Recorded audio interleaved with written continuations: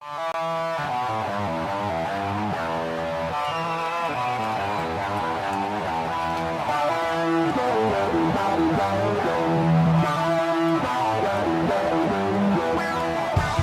time in a long time, but back like I never left.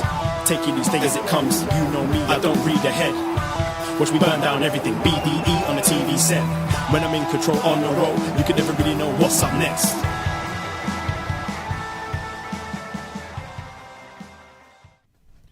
Hello. Hello, hello, hello. Braden Harrington here with Davie Portman for upNXT on YouTube Live.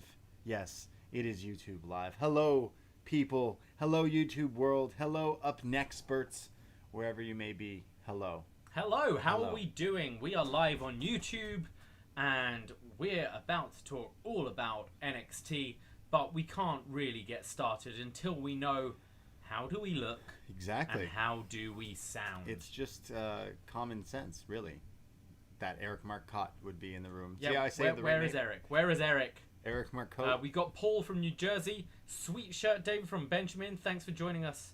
John Cena likes our doesn't like our yellow text. so Yeah, you can't no, read it. it's not showing up as well as I thought, but I'm not gonna. I can't be bothered changing it right now. Looking finer than wine. Thank you.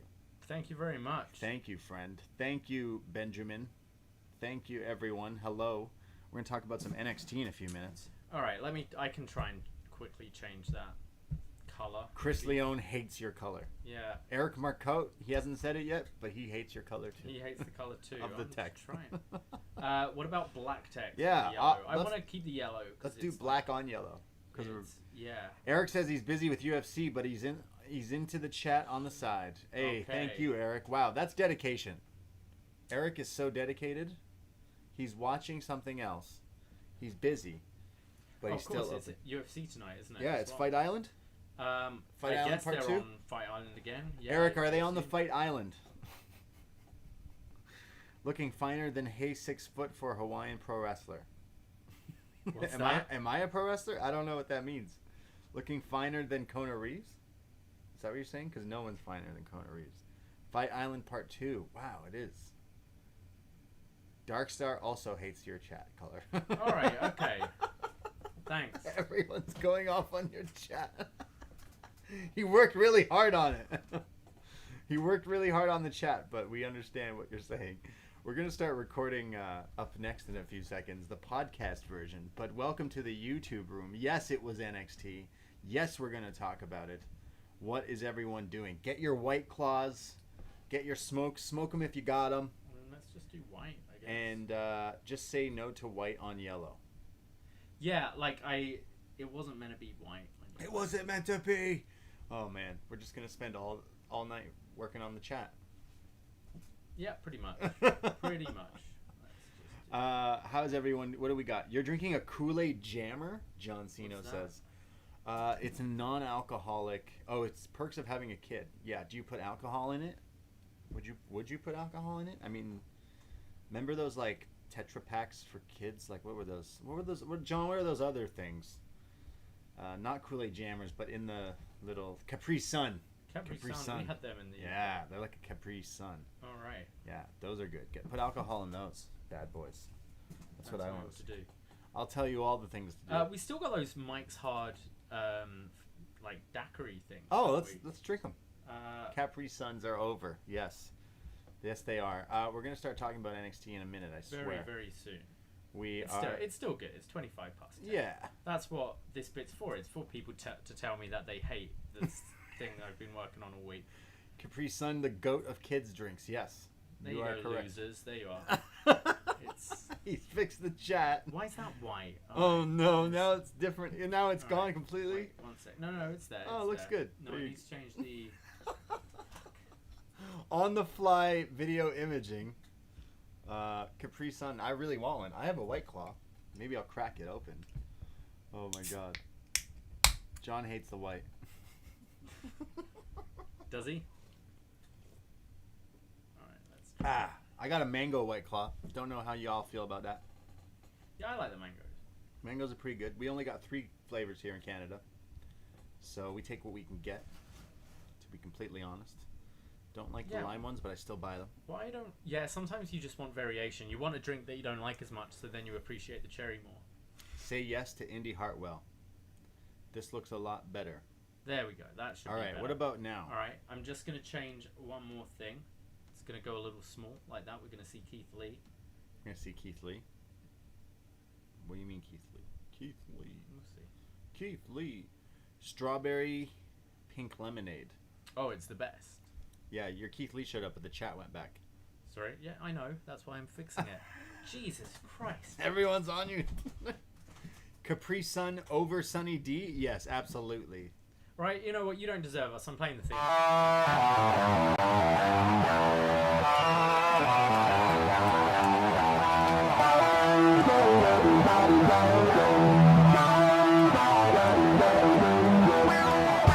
First time in a long time, but back like I never left. Taking these things as it comes, you know me, I don't read ahead. Watch me burn down everything, BDE on the TV set. When I'm in control on the road, you can never really know what's up next.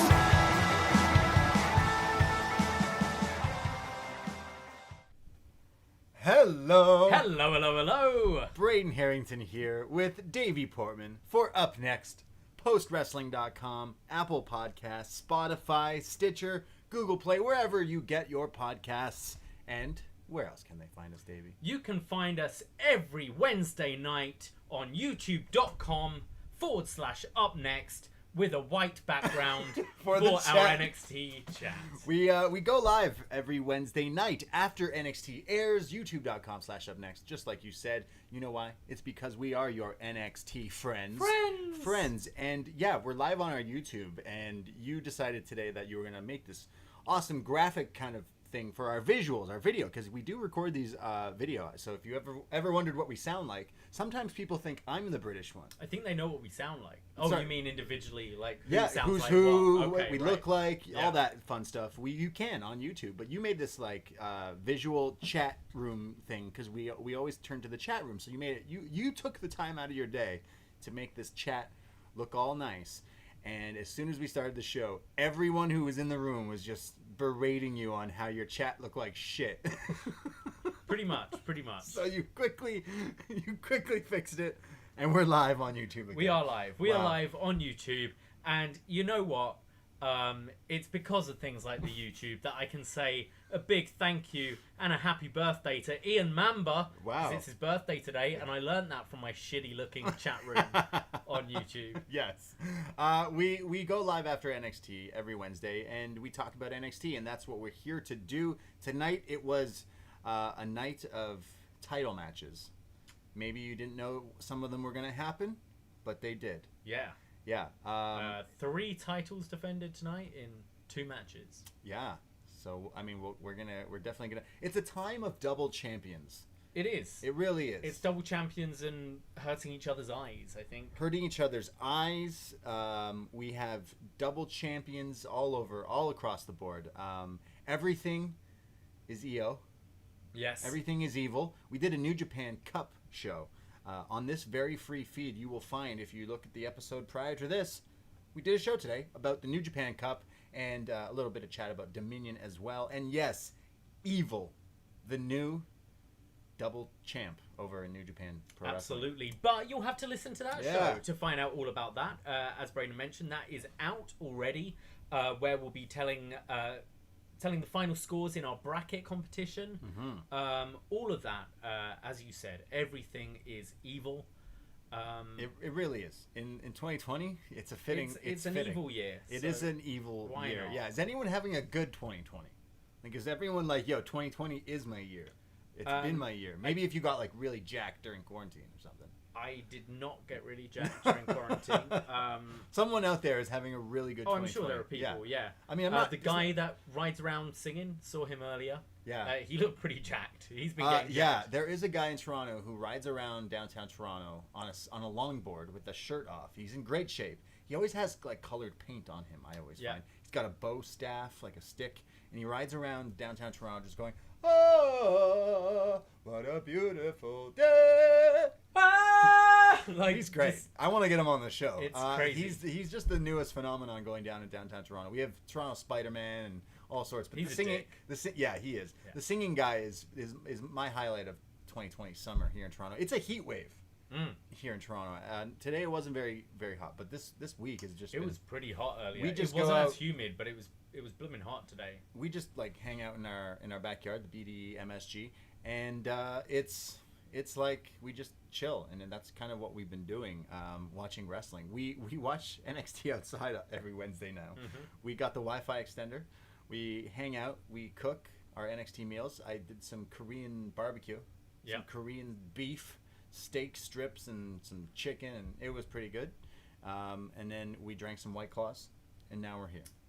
We are indeed. So We've how you also doing? been drinking the Bud Light strawberry lemonade. Yeah, someone Not a seltzer, but like the beer strawberry lemonade flavor. So It's someone's delightful. making fun of us somewhere, but I don't care. They're pretty good. I'm at that point now. Look, I'm like John Pollock. I can switch on a dime. I could order a double bourbon, neat, or if I wanted, I can have a blue Hawaiian. I know what I like, and I'll drink it. And fuck you for telling me not to. Yeah, drink whatever you want. They're nice, right? Especially it's been crazy hot in Toronto. Yeah. So sometimes a nice Bud Light strawberry lemonade is just what the doctor ordered. It sounds funny, but it really tastes it's really nice. I recommend it. It tastes pretty. That's what it tastes. It tastes does good. taste pretty. Yeah, it's nice. We assure you, we're not sponsored by any we should be. any drinking company. We really should be. We really should be. At this point now, I feel like we really should be, but we're not. But other than that, you're all right? I'm good. How's your week going? It's good. I am getting a new cat tomorrow. Oh. Obviously, my girlfriend and I lost our cat. Yeah. At the beginning of quarantine. It was very sad. We both took it pretty bad. And we've been wanting to get a new cat. And we actually went last weekend to the Toronto Humane Society to adopt. That's how we got Felicity beforehand. But because of COVID, all the cats are in lockdown. Foster care. So you've got to do these online applications, and then you've got to wait, and it's a lot of waiting. But one of my girlfriend's friends fosters for the cat rescue thing. Big cat rescue. Yeah. Her name's Carol. And yeah, so she said, "Oh, this lady's just adopting, fostering kittens right now. Yeah. So you can put her name in, and it'll get you bumped up because they're not on the site yet." So we applied, and then we had to have a Zoom or a FaceTime with this woman where we meet the cats. It's very Carol Baskin. That's really weird. And it was, when I don't know, but obviously me living here, I'll FaceTime kind of my mom and my grandma sometimes. And I think this is anyone over a certain age. They're like, and you'll see this in the YouTube room, but it'll be like, "Hi, can you see me?" And you're like, "Oh, I can just see it. I can just see your head, mum." And then it comes right down here. It's like, no, bit higher. It was like this with this woman showing me these three cats. So first she showed me Ernest. Wow, I like that. Good. Ernest. Ernest. I mean, she showed me the Ernest side of its head, and we're like, "Yeah, cool, nice." Then she showed me Miyu. Okay. Pokemon almost. Which was a female cat. Okay. And then she showed me, and we're talking about if we like the name, we'll keep the name. If we don't like it, we'll change it. This is a name we would have definitely changed. Frumpkin. Nah, I'd keep it. It You'd sounds keep like Frumpkin? Yeah, it sounds like something else I like. I'm joking. There's something like that which involved. That's on the Patreon. What is it? Frumpkin. Frumpkin. Yeah. Wow, I've never even heard of but that. we've ended up going with Ernest. We're picking him up tomorrow. Ernest scared straight. Ernest My scared girlfriend's a writer, so she's calling him Ernest Hemingway. Nice. I'm a wrestling fan, so I'm obviously calling him Ernest the Cat Miller. And Ernie for short. He's this little cute 6-month-old grey and white thing, and he'll be all over my Instagram as of tomorrow night. So I'm pretty excited about that. Okay. Well, and the YouTube room is telling us what Frumpkin sounds like. But that's why you join the YouTube chat every Wednesday night. I didn't get a cat this week, but I got a tattoo this week. Oh yeah. I finally decided that I can't travel anywhere. What else am I supposed to spend my money on that I want to buy and do? So I went and finally my favorite tattoo person opened up her shop. So you talked about getting a haircut last week with a mask. Mm-hmm. Now I have to wear a mask while I get a tattoo, and conversation and talking is really weird. So now I understand what you were talking about with like. Hey, so a haircut's not forever, because I was saying last week about how it's like, hey, how do you do that with a mask? So she's wearing the thing, and she's like, so do you want this over here or over here? And I'm like, yo, she's like, cool, and then just draws a dick on my arm or something. No, it was a quick one. It was like it was only like half-hour tat, but it felt like good to actually just do normal things again, even though I'm wearing a mask while doing it. But yeah, it felt good to go out and do stuff. Hey, you know what's worse than wearing a mask? Not wearing COVID. a mask. So, like... Yeah, I know. I told her. So, UK, like, I'm obviously from the UK. Yeah. UK, I know a lot of people are kicking up a stink right now. Stop being such an asshole. Wear a mask. In fact, while I was there, someone tried to come in and get a walk-in tattoo while I was there. And I had an appointment. And they were like... Please do not come any closer. Put the mask on your face. And he's like, oh, yeah, cool. So he puts it on his face, takes a few steps, and then lowers it to talk. And she's like, no, put it over your face. So I just like, just wear your mask. I don't see it that hard. I have asthma my entire life, in and out of hospitals. And I have like some issues wearing it, but you don't. It's fine. You'll have way more issues if you don't. The worst thing, it's crazy. I was in from top to bottom waiting and all that stuff in between a tattoo parlor inside wearing a mask for maybe over an hour. Didn't bother me at all.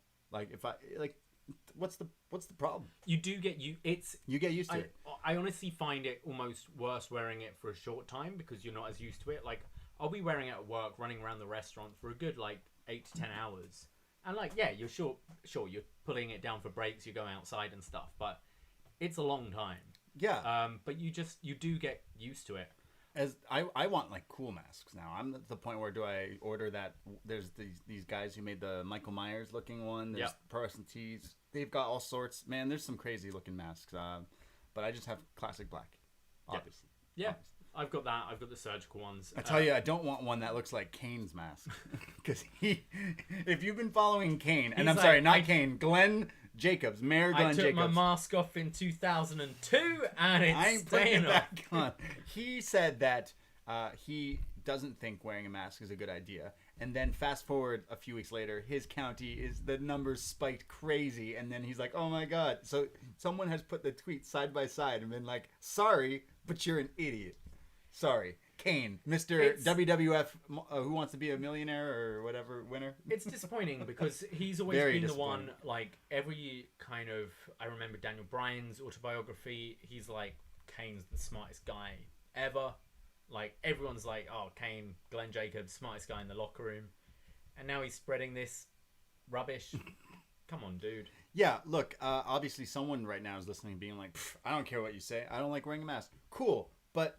You should if you're going into places and doing things. If you're staying at home and getting your groceries delivered and not leaving your premises and staying with your own crew and whatever, cool. It's not like you need to wear it outside. I know, it's crazy. Your shopping trip. Yeah. That's it. Why you go to a bar, you go inside to go to the loo, you put it on then. Why is it so hard that you go to pick up some chips at your corner store, go pick up your pack of smokes at a corner store, you're in there for 3 seconds. You can't wear for 3 seconds. The hardest thing is I haven't made the step to Bluetooth headphones. I still use iPhone like corded headphones. Yeah, I'm still living in 2015. And it sucks you forget that you're wearing earphones, so you try to put them over the hook of the mask on your ears, and I'm like, so like that's an issue. Same with my mine are on ear. So like if that's the biggest issue I'm having, then wow. Like really, why is this such a big stink about this whole thing that you just can't wear for 2 seconds? Because like where are you hanging out that you shouldn't be hanging out in places, considering again most of the people who listen to us are American, and like all I see is in the news that America looks very scary right now, and I hope everyone listening is staying safe, but it looks very scary. So just maybe follow guidelines. I don't know. First they made us wear seatbelts. Oh. Then they made us wear helmets when riding motorcycles. God. Now they're making us wear masks. What happened to pandemic. Whatever happened to our freedom? Where's our freedom? God, it's just ridiculous. But what tattoo did you get? Oh, I have one from my girl Lonely Hearts. She's great. She gave me a Cupid last year, so I got a little. A little cherub. I like little angels and little. Yeah, I think they're great, and it didn't hurt at all. Good. Didn't hurt at all. It's tiny. Nice. But yeah. So that's my week. You know what will hurt actually quite a lot? is getting your eye gouged out live on TV. Oh, I thought you were about to talk about Will, like Will Smith and Jada Smith. But you know what else is an Hey, entanglement? it's an agreement. No, it's an It's an entanglement. agreement and an entanglement. An entanglement would be this Sunday at Extreme Rules Horror Show when you try to take someone else's eye out. That's an entanglement. Yeah. So I know.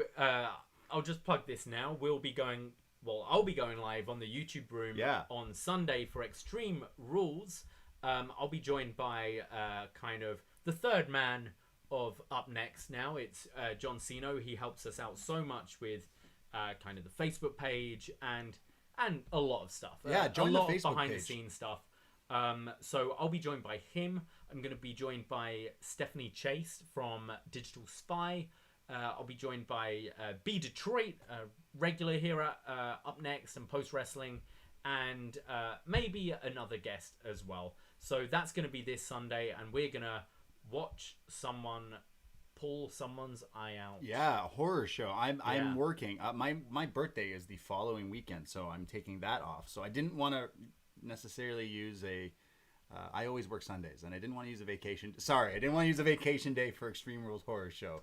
I'd rather use it for my birthday, the next weekend. But I really want to watch it, considering it's about a horror show. I mean, it sounds the most nuts thing Yeah, WWE have done for exactly. a while. Let's do like little quick predictions. Okay, AKA tell me the card. Okay, so we've got Sheamus versus Jeff Hardy In a piss match. in a bar fight. Oh my God, it's in a bar? It's in a bar. Wow, I love it. They clearly watched Stadium Stampede with the bar scene, right? Or just been watching Jeff Hardy over the last few years.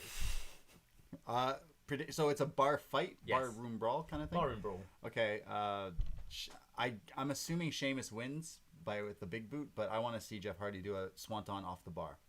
I think Jeff needs to win this. Yeah. Like, this is his redemption story This is his yard. his.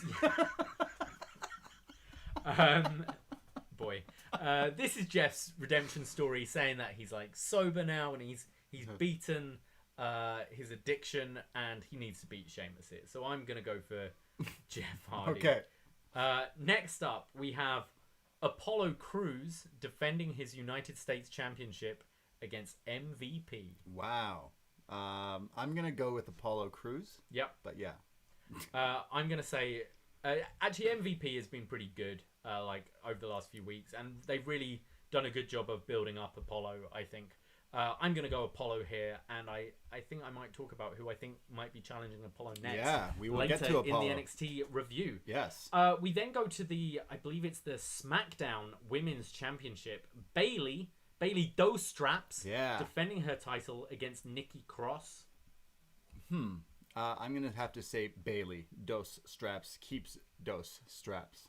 Yeah, I think she's got to. Nikki's just one of those kind of, it's filling a bit of time. We're coming to SummerSlam. That's when you're going to have your big matches. Yeah. I'm going Bayley as well. We then have in a swamp match,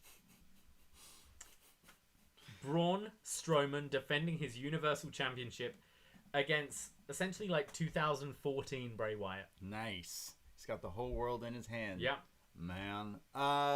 I don't like Braun Strowman, so I'm going to go with Bray Wyatt just because of that. And it's a swamp, right? I don't know. I think they're building up the faces of Wyatt. So we've had Mr. Rogers Wyatt, we're having 2014 Wyatt, and then we'll have The Fiend win it at SummerSlam. A year since the debut of The Fiend. That's my thought. Sure. So maybe, I don't know, Braun drowns Bray in a swamp or something. Get eaten by an alligator. People fighting bars and swamps. Yeah. What's going on? We then have... there's two things with this. This is the WWE title match. This is one that I know you're going to be so excited about. Okay. It's Dolph Ziggler challenging Drew McIntyre for the WWE title in Dolph picks the stipulation match. Has it been picked? Nope, not yet. Oh. What would Dolph Ziggler pick? I mean, surely you do like... I pick a match where Drew McIntyre has his like fucking legs tied up, his wrists tied up, and a ladder match or not allowed to hit me match. Old gimmick match. You have to dress as your old gimmicks. I think we the fact Mickey. that I'm kind of seeing here Do you remember the Queensberry rules with Regal? How he kept on changing it? Yeah. I feel there's enough crazy stuff on this show that they're not going to just announce on the night, oh, it's a table match, it's a cage match. I'm like, why not just promote that beforehand? So it is. So I think it's just going to be Dolph dicking around and changing the rules. That's Dolph Dickler's. Dolph, yeah. Dolph Ziggler's playhouse of fun. Wow. Yeah. I can't but wait. Drew or Dolph, who's winning this? Oh, wow. Imagine Drew. Imagine this was the time. They're like, guys, Dolph Ziggler's the future. We got to go with Dolph. The Rocket on Dolph. Let's book him to the moon. I'm going to go with Dolph. Okay. I'm going to go with Drew. And then we've got, which I think could be the main event, a match I'm really looking forward to. Sasha Banks challenging Asuka for the Raw Women's Championship. Okay, yeah, this sounds actually really good. This so far is the match I would be most looking forward to. I would pick Asuka to retain. I think so. Is this the point where you start the split up of Sasha and Bayley and do Sasha Bayley at SummerSlam, or do you think you can save this till next year for Mania? Yeah, maybe save it even more. I would prolong it even more. Because I could see Sasha losing because of Bayley, but maybe it's the first seeds being planted and maybe not a full pull the trigger.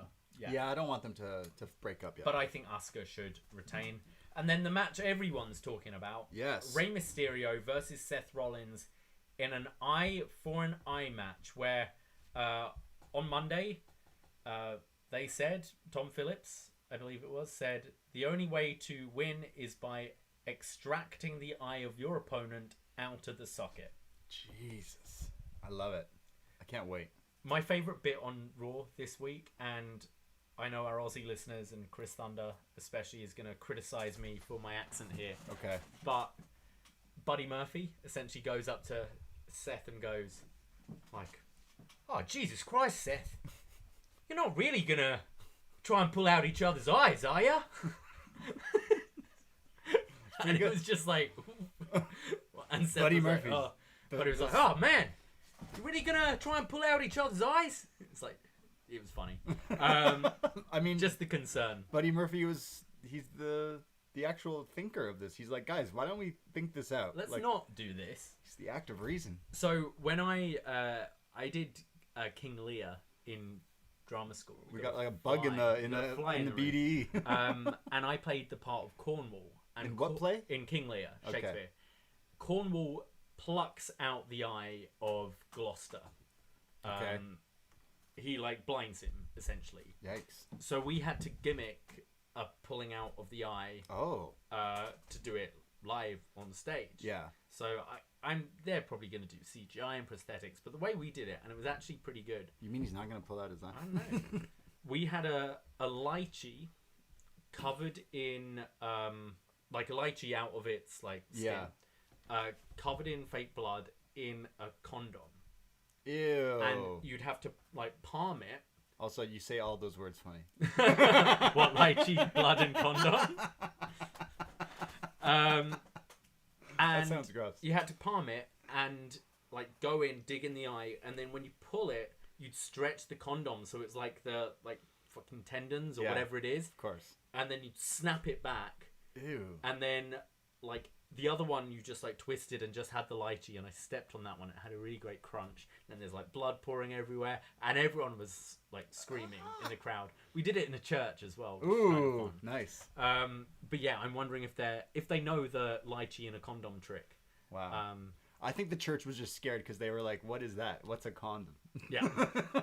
I think Rey Mysterio is become mega star status, where he is in the world, not just wrestling. So I feel like this is just a big, funny advertise. What a strange thing to advertise. Out of all the things, why? I feel it's weird because Ray isn't under contract right now. Right. Neither is John Cena.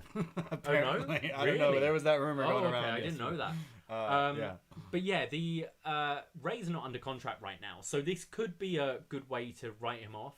But I feel this is the way Seth's been kind of just going down this darker and darker path. I now see eye patch Seth moving forward for forever. He really liked Dean doing it over in He's AEW. got his leather glove. Got an eye patch. Yeah, Wow. I think he could rock the eye patch. Okay. I see it. But I don't know. I'm just so curious. And why not? What next month? Just say like a fucking cut your foot off match and just I don't know. It's so weird. But I would say I'm more curious about this show than I've been about others, just because I want to know how they're gonna do this stipulation. Like, clearly someone saw the AEW eye patch thing with the eye for an eye and was like, oh, we should do that. Like, that's what happened, right? Like, that's just me. I haven't watched any of this main roster in a long time, but that's what I got out of it. I'm like, I just saw this, so I just find it weird. Yeah, I mean, and then some. Yeah. And then they really I went. don't know. For I think Ray's been really good. Yeah. I actually like the kind of initial thing where Seth blinded him on the stairs. I thought that was cool. Yeah, I don't know. I'm quite looking forward to this pay-per-view. It does sound absolutely ridiculous. Yeah, it really does. I'm working, but you will be doing the watch along. I'm definitely gonna check it out just because it does sound insane. Yeah. So I'm definitely gonna have to check out some of those matches, including the eye for an eye. The horror show. The horror show at Extreme Rules. Watch along should be a lot of fun. Come join us. We always have a lot of people in the chat for these things. So yes, join us for that, and also join me on Saturday, as I'll be talking to Nate Milton and John Pollock all about this year's Slammiversary. Yeah. Who will the mystery man be in the world title match? Wow. There's so many people. It's going to be Kurt Hawkins. It's definitely going to be Kurt Hawkins. They, to be fair to them, they've built this up so well, but like, I've only just started watching Impact, and I've heard the stories over the years, so I'm pretty sure it's going to be Kurt Hawkins after all this build-up. What would his TNA name be, though? He can't be Kurt Hawkins. It's got to be like something else, doesn't it? He was there before. Brian Myers. Yeah, he's Brian Myers. Right. So Saturday you're doing Slammiversary. Sunday's the watch along for Extreme Rules. And over on our Patreon, because of Extreme Rules, it's Extreme July.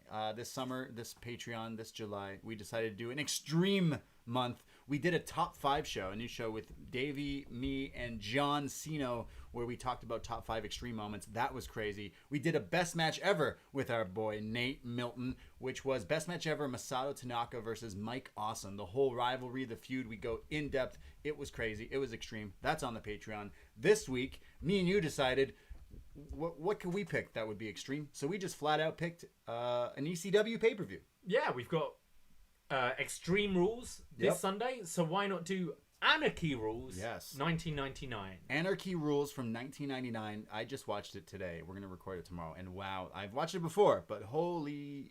It's a lot of fun. Yeah. I'm really looking forward to talking about this one. We haven't really done many kind of throwback pay-per-view reviews, so really looking forward to this one. I also, did you ever have the game? ECW? Yeah, I have it. Yeah. Yeah, I still have it. You have it? Yeah. Let's Is it play like, it. what, Revolution or something? Like No, that? Anarchy Rules? Yeah. Oh, how many games did they put out? Jeez. I don't know, but I had that one. Okay. I'm pretty sure I have a few. So, yeah, all those shows and all the back catalog and our Thursday upNXT, which is our AEW kind of versus NXT. The Wednesday Night Wars show, if you will. Because after we record this show, we usually go and sit out in the backyard and watch AEW with some White Claws. We do. And Thursdays is when we talk about it. So all those shows, all the shows we've done in the past. And finally, if you're lamenting the fact that John and Wei will not be talking about the MCU anytime soon, you can hear Wei Ting talk about something on the same level, if not higher. We are talking with Wei, his choice. Yeah, he was up yours. He's the patron. About Freddy Got Fingered. Yep. He had the Royal Tenenbaums picked originally. Wes Anderson, great film, and then was like, you know what? I'm just on this Tom Green kick right now. His words, we're doing Freddy Got Fingered. So if you want to hear Wei in 2 weeks talk about Freddy Got Fingered, that's coming at the end of the month. Yeah. So sign up to hear that. It's Daddy, gonna be would you like some sausage? Yeah, I can't wait to talk. All these our extreme month is crazy. And on top of that, I think it's that week or is it next week, we're doing a best match ever, Terry Funk. Oh, yeah. So this whole month has just been crazy. All the Masato Tanaka, Mike Awesome matches were insane. Anarchy Rules, insane. All the extreme stuff. And listen to us talk about, I mentioned that New Japan Cup show that we just put out for free. We're podcasting a lot, if you haven't noticed. We've been podcasting so much. I did the Hamilton pod with Nate last week as well. That's on this very free feed. But the top 5 show we did with John Cena on our Patreon, we went through like top 5 things that happened in wrestling that we thought were extreme. And like our choices were so different and varied and stuff. That show was so much fun. So definitely check us out. It's only $5. And yeah. All those shows and all the other shows we put out in the past, the whole catalog, $5 a month, patreon.com/upNXT. Okay, that's enough. Let's talk about NXT. From Wednesday, July 15, 2020, we start off with some recaps because I don't know if you know, but last week we were crowned not only a new NXT World Champion, but the first ever double champion here in NXT, and that is NX Lee, Keith Lee. He is the champion. He beat Adam Cole. The prophecy is completely over. It's finished. It's in our rear Thing view. of the past. Yeah. So Keith Lee comes out. There was this opening package with showing the highlights from last week, but essentially everyone on the roster calling out Keith Lee. There were a lot of people, just kind of FaceTime messages. A lot of people giving him respect, but you had like Damian Priest, you had Cameron Grimes just going all over the place. So, whoa, I'm gonna challenge Keith Lee, going to the moon. Danny Burch was even in there. Bronson Reed, loads of people. Dexter Loomis just staring ahead, and then this package ended with tick tock, and Keith Lee, the new double champ, first ever double champ, comes into Full Sail. Yeah, I was peak barbecuing as this. Yes. So as Keith Lee was walking out, I just said to you, write whatever he says down. So you kind of take the reins here for this Keith Lee promo. Okay, so you have like 2 people in the crowd chanting, "Oh, bask in his glory." Is it Kona Reeves? Probably Kona. No, we then had one person chanting NX Lee. That was Kona. If you're keeping score at home, Kona Reeves was wearing a mask. Yeah, everyone there wearing a mask today, by the way. Thanks, Kevin Owens. But Kona Reeves got a lot of screen time. As he should every week. Exactly. Actually, if you ask me, it was less screen time than normal. I think he should be on screen more. So, no, but he got his close-up. So he was like, maybe less from the far, but he got a close-up, which is always nice. So take a drink. Yeah. Take a drink for Kona Watch 2020. So Keith Lee comes out looking pretty fine with these 2 titles. He looks good. He just is wearing his gear, though. So I was like, okay. He's ready to fight. Yeah, so I was either like, you're either dressed really bad for your first appearance as world champ, or you're ready to fight. Yeah. So he's saying that this is beautiful, it's like a choir, and gets Alicia, the ring announcer, he's like, please, that just sounded so good. Can you say that one more time? And she announces him again as North American and new NXT champion, Keith Lee. He says, thank you very much, but says he's been at this crossroads because the last few months I've had like difficulties and struggles, and it's all been difficult times for everyone with everything going on. But in this very ring, some really incredible special things can happen, and basically says that this is going to be a celebration, but I want to. He acknowledges his trainer, Tim Brooks. Yeah, they mentioned it last week, but we saw in his we had a story months ago that was basically saying his dad was like, nah, you're going to be a football player. You're not going to be a wrestler.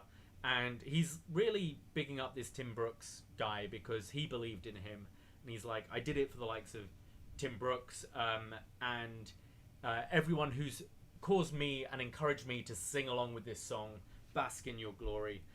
He mentioned like that he didn't just show up here, like he's worked and scraped so hard to get here, but as is anyone. He said that like everyone is not, you have to become whatever you are, like no matter kind of what who you are. Yes, which I liked.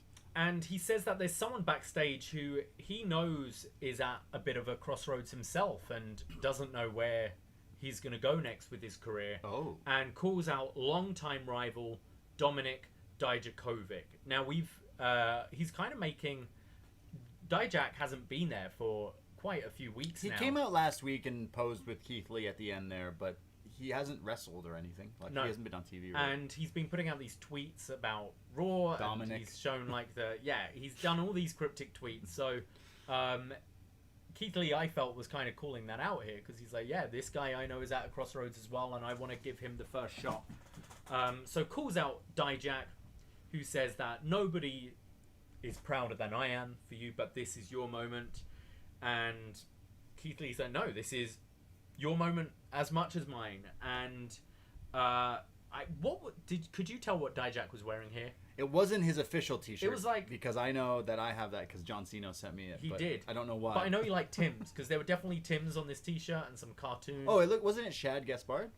Was it Shad? Oh, was it that? Yeah, Was it may it? have been. Okay. Yeah, it may have been the Shad Nice. Gaspard tribute thing, actually. Yeah. But says that Dijak is the one who has pushed and tested his limits like no one else has. And the best thing for competition is to go up against each other one more time. Spoke to Mr. Regal, and I want you to be the first challenger. Dijak's like, hey, well, yeah. And he's like, no, it's going to be tonight. Just say yes. Just say yes to the dress. So he's like, yeah, all right. I'll challenge to be Mr. Champ. So And that's one of our main events for the evening. So Dijakovic didn't really faze him. He was like, yeah, that's cool. I don't know. So, sorry, the YouTube room are telling me it was the Robert Pearson design. Yeah, it was. It was the Robert Pearson That's shirt. awesome. That's awesome. Yeah, shout out Robert Pearson. And shout out Shad. Rest in peace. So Dominic Dijakovic doesn't really want this match, but he was told just say yes. He was down for the match, and then he was like, I want it tonight. And Dominic was like, tonight?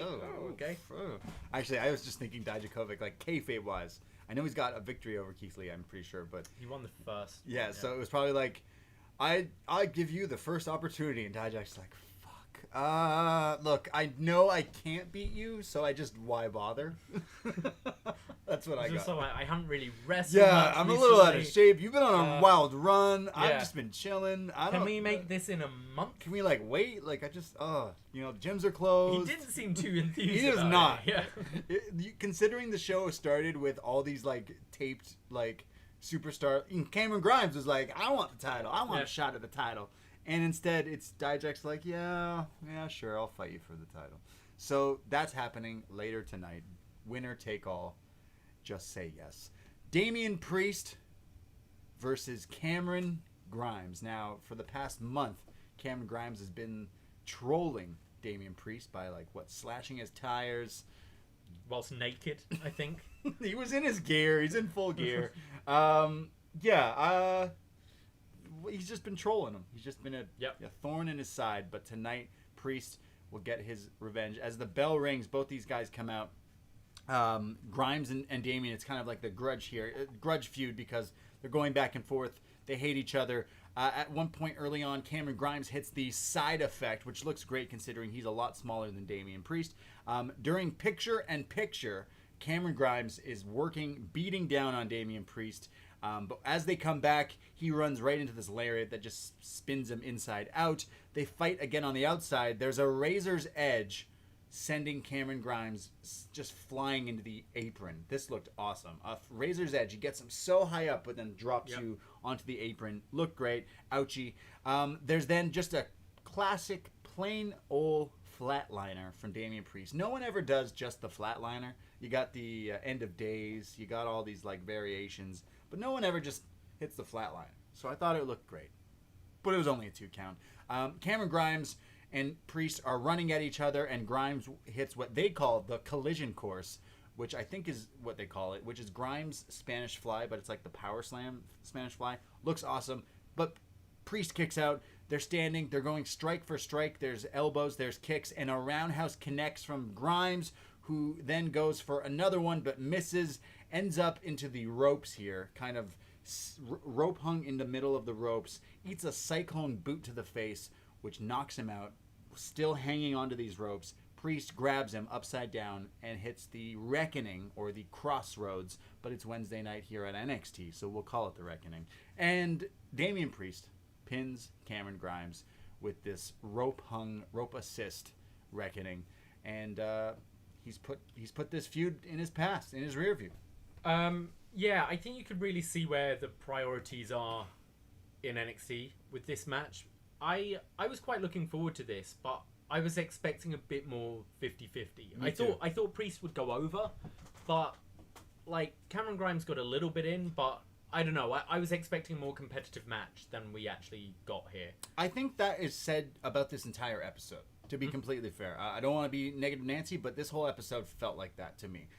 Because on paper, with the whole storyline of these two, Cameron Grimes and Damian Priest, he's been annoying him. It's been like kind of a feud that's been ongoing. And then this was like the payoff, and it didn't really feel like that. It just felt like Damian Priest hit his This could have this felt like next up Damian Priest in action. Yeah, that's what it felt like. I don't know. This guy comes out. I know everyone listening, you know I love grime time. Yeah. It's always grime time in the BDE, but it just felt like I wanted him to win, obviously, but I knew he wasn't going to win, but even still I'm like, yeah, he hit one or two cool moves, but it felt like it was over really quickly. It felt like just not like really... I've not got a problem with Priest. I've actually quite enjoyed him. I really liked his match against Balor at In Your House, but yeah, I just felt Grimes came away with this with nothing.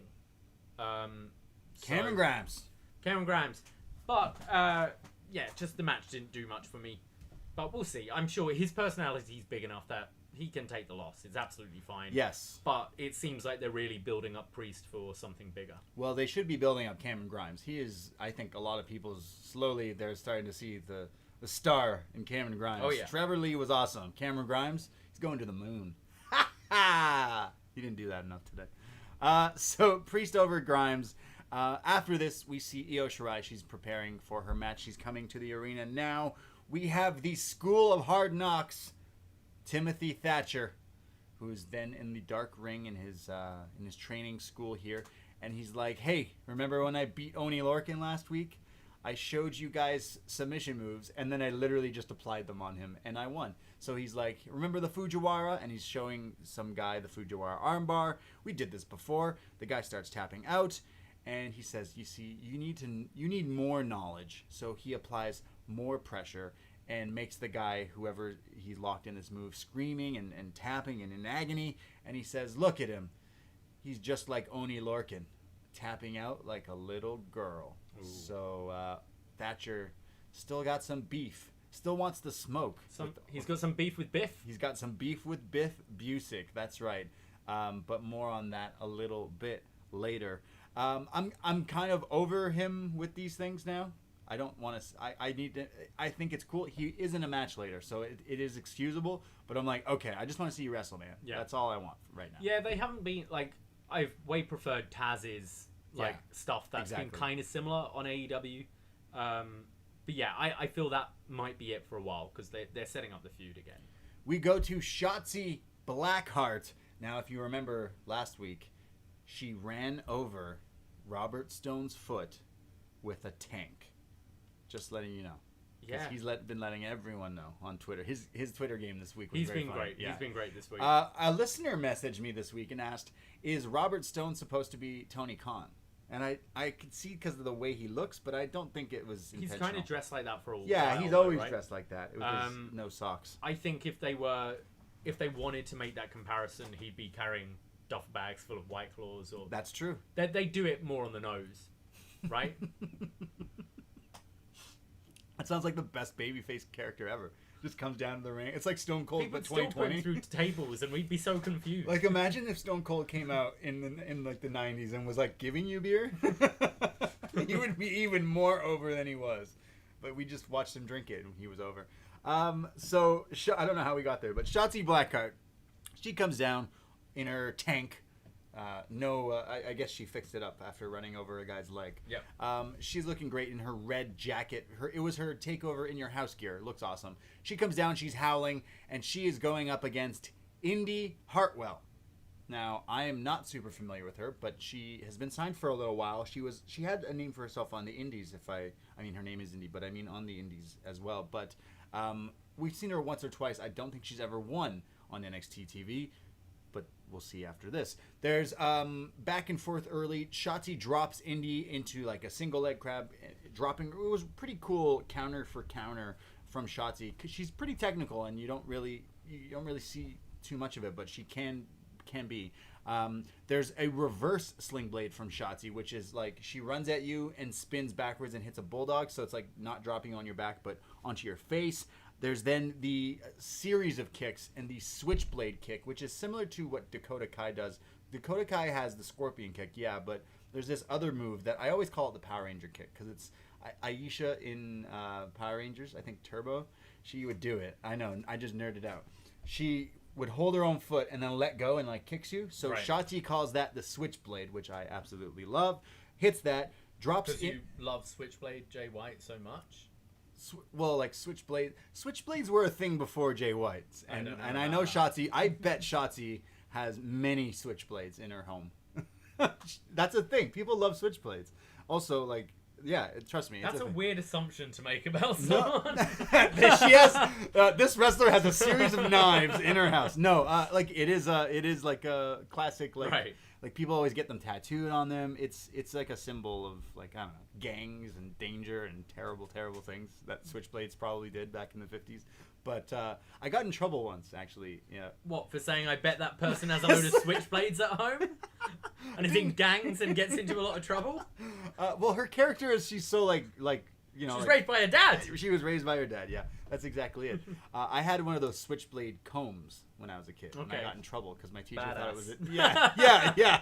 My teacher thought it was a knife, and I'm like, no, it's a comb. True story. So Shotzi Blackheart is beating her up, hits the switchblade kick, sending Indy Hartwell into the ropes, and then does the running cannonball onto her back. And this is where Robert Stone comes down to the ring in a foot cast. I howled. I loved it. I was howling. One of those big boots. Yeah. You know, like when you break your foot.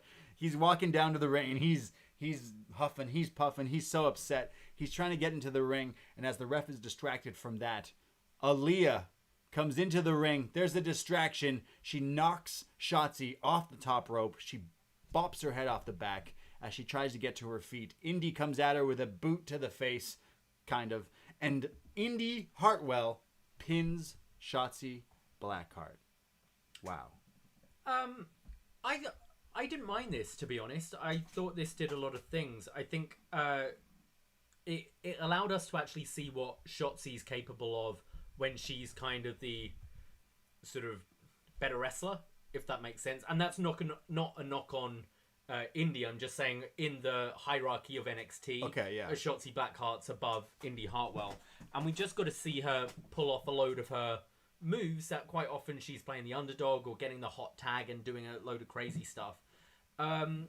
This kind of furthered the story with Robert Stone and Aaliyah, which I'm kind of quite enjoying as like a mid-card act. Like I'm finding them pretty entertaining. Oh yeah, he's so funny. He's killed it for me. And he's great. Yeah, Shotzi should be feuding with them after the tank thing.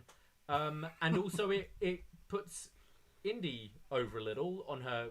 I don't think this is her debut match. We've seen her before, but this is the first time she's really been highlighted. This is the first win. Got a win. So I actually was kind of a fan of this segment. So does Indy Hartwell join the Robert Stone brand, or is that they're not interested? I mean, that's something they could tease if you wanted to give Indy a bit more. Maybe we see her and Aaliyah team up for a one-off and see how they do. But yeah, I quite enjoyed this, to be honest. I want to see more of this Shotzi Robert Stone kind of feud, like Aaliyah Shotzi thing, because Robert Stone is very funny. I didn't like him when he started, but man, he's grown on me, and he's coming to this character. We go to Mackenzie Mitchell backstage. She is interviewing the number one contender tonight for the women's title, Tegan Nox. Tegan says, "Tonight is just another obstacle, and I will jump over it. Io is an obstacle, but tonight is my night. It's my destiny. I'm better than ever. I'm stronger than ever. I'm shinier than ever. And just like Kane and Molly Holly, I'm gonna win. Be a champion." What?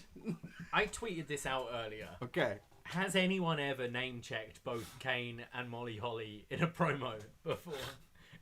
So it's I'm gonna be a champion like Kane and Molly Holly. It's the weirdest two influences. Like, I love it. Like, I like Kane. I like Molly Holly was great. Like, but it's just so weird. Yeah, that's a strange like name drop. Like, Yeah, I want to be a champion because Kane, he was a champion. Molly Holly, she was also a champion. Who would today's equivalent be? It's like in 20 years' time, you go, and I'm gonna do this just like my influences, Braun Strowman and Alexa Bliss. I don't know. I think it's Kane, so it has to be Tucker Knight, the brother. And I don't know. It felt strange. It definitely took us both aback. Like, oh. Okay, like shout out Kane and Molly Holly one time, but like, all right, weird flex, but okay. Tonight is the night. What I got out of this is she's gonna A, do a choke slam, and B, do a Molly go Holly round or Molly go round. Yeah. Well, we'll see. We'll see what happens. Loved it. But yeah, Kane and Molly Holly are your heroes. Hey, why not? They didn't do anything except Kane. This is the second time we're talking about Kane today. He's gotta wear that damn mask. Wear a mask. These next three guys, they used to wear masks. But they don't any longer. And I'm talking about the Lucha Cartel. Is that racist? The Lucha Cartel? Just calling them that. Oh. I've been thinking about it this week. Because I know last week you were like, I don't want to call them by their Spanish name. Because I've been calling... I know, we all have. But like, I'm just thinking with everything going out on in the world. Are you is that offensive? Are you mad because you got in a fight about Taco Tuesday with someone? Oh no! I was eating the popcorn with that one. Oh, okay. You weren't involved. In the Taco Tuesday. I was just like, you need to check out this. Okay, well, I don't mean to offend with the Lucha Cartel. I'm just wondering, can someone let us know? Because I think I started calling them the cartel because they were just straight up dudes in lucha masks kidnapping people. Yeah. So that's a cartel for me. I've watched Breaking Bad. I don't know. No, I'm not calling you out. I'm genuine. It's something I've been thinking about this week. And the YouTube room doesn't give a shit about Lucha Cartel. They are very upset about Taco Tuesday, and everyone's googling it now. Oh my god. So yeah, because they don't. They're probably not a member of the Seaton Village Facebook group. But people were mad about Taco Tuesday. So someone. We're a member of like a Facebook group, community of our neighbors, and someone just innocently put, "Hey, who knows where I can find good tacos here?" The conversation's going on, selling about good taco places, and then someone goes, "Oh, and this place does a great Taco Tuesday," and someone else is like, "Hey, Taco Tuesday is super offensive and what's the word? Racial, appropriation, all of that kind of stuff." And then other people going off, like there's a load of, like kind of Mexicans in the group saying like, "No, it's not. It's just it's alliteration. It's a Tuesday. It's tacos on a Tuesday. Tacos." And I was like, I know Braden's gonna love this conversation, so just tagged you. I know. In May, the Migos came out with a song called Taco Tuesday, and the music video is just them in their kitchen, literally making tacos. And I was like, okay, that's a little weird. That's just the music video, but like whatever. So now I'm like, oh my god, are we? What's wrong with Taco Tuesday? I think Taco Tuesday is fine. Okay. Until I'm told it's not, because if we're being stupid and it is bad, then let us know. But I think we're same with Lucha Cartel. Yeah, I think we're in the majority that it's. Yeah, there's no malice behind. Oh no, I know. I'm just like, it's 2020 and we wanna be corrected if we're. But Taco Tuesday. Offending. Taco Tuesday, I think that can Okay, stay. well, if you don't want me to call them the Lucha Cartel, what's their actual name? El Legado del Fantasma. El Legado del Fantasma. El Legado? El Legado. El Legado. El Legado del Fantasma. They are sitting around a table. They're all in their suits. It's like kind of dark and nicely lit, kind of somewhere in a, I don't know, like a bar, a hotel lobby or somewhere classy is what it looked. And we have Santos Escobar, who says, "Toast to our victory," and they all cheers. And they say that, cheers to Drake Maverick. We finally got rid of our pest control. The only reason Drake Maverick got his job back was because he went crying on YouTube. And Joaquin Wilde says, "Yeah, cheers to the little chihuahua." And they say, "Well, what about those clowns, Fandango and Tyler Breeze, who came out making fun of the Lucha Libre tradition?" See, there's two people they could have a gripe with. Fandango and Tyler Breeze came out last week. Oh, yeah. Yeah, there you go. That's talking about appropriation. So They say those guys are nothing. You see, the cruiserweight division needed us. Raul Mendoza is a technical assassin, and Joaquin Wilde, well, he's deadly. They say that the show used to be the sideshow. The cruiserweights used to be the side thing, but now we've taken it to the main show. We've built our empire, and now, you see, to build things, you need to tear things down. So that's what we are doing. We are a family. Arigato. And they cheers. I'm pretty sure 2 of them were drinking water. I'm going to assume Santos Escobar was drinking a nice rum and coke because it looked nice. But the other 2 were drinking water. Hey, if you want to drink water, it's fine. But they do their cheers. They toast it. It might have just been good clear Could be, tequila. it could be White Claw. It could be. They cheers it off. They say they're family. And we'll see more of them very soon with the close-up of the Cruiserweight Championship. Yeah. I like this. I just love everything they're putting into the Cruiserweight title and these 3 guys. I think they look great. I think they sounded great. As we were watching, you were going, pretty sure Joaquin Wilde doesn't speak Spanish. Yeah, they were. I don't know. But I was like, he's talking to him, and I was like, wait, does he know what he's saying? Because I don't think he knows what he's saying to him when he was going back, changing languages. But no, I like this. I really like these 3 guys. I think they're kind of on a home run right now with these 3, and the Cruiserweight title. It's now kind of with Keith Lee being the double champ and defending them both at the same time. This is your secondary title now, and I feel he feels like a champion, looks like a champion, has an awesome looking trio going on. These guys look serious, and this was shot well. It's in this cool hotel. Yeah. I really like this. Look, they looked cool in their suits. They look. I know I called them the Lucha Cartel, but they look gangster. Like the way they look, it looks clean. I kind of made fun of Keith Lee when he came out earlier because he came out in his gear. That's not like, I know I'm a little old school, I guess. When I think of a world champ, I think Ric Flair in a suit. So these guys are in suits. I'm kind of with you for your title celebration. If the match was happening right away, I'd have got it. But this is your celebration. You're just in a cut shirt. I guess it's more heel usually to be wearing a suit, but I agree. You shouldn't be in your gear celebrating. Yeah, I don't know. These guys look clean. Clothes, these 3 guys look great. Yeah, these 3 look really, really cool. I can't wait to see. I know we didn't like shit on their match last week, but I know there's more in these guys, and I think giving them some free reign here to let them kind of, have some weekly programs and stuff like that. I know they made fun of Drake and Fandango and Tyler Breezango, so I guess we're gonna have to see a rematch. But whatever. I had to struggle right now to think who are the tag champs. It's Imperium, right? Yeah. I guess. Get them off them. Yeah, sure. Get them on Breezango and just get them on these guys. That'd be great. Yeah. I love Imperium, but they're not doing anything right now, and I think there's a bit more steam behind these guys at the moment.